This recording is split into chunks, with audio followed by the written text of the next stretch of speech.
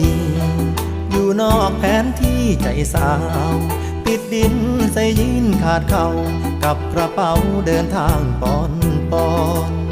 บ่แม่นนักท่องเที่ยวแต่ชีวิตเกี่ยวกับการสัญจรเปลี่ยนที่เปลี่ยนงานแรมร้อนถูกพายุความจนพัดเป่า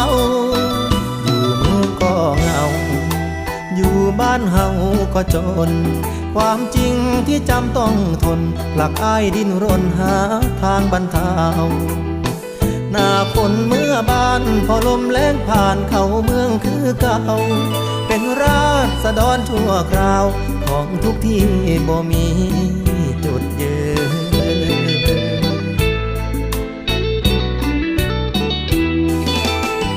อยากขอค้างคืนกับใจ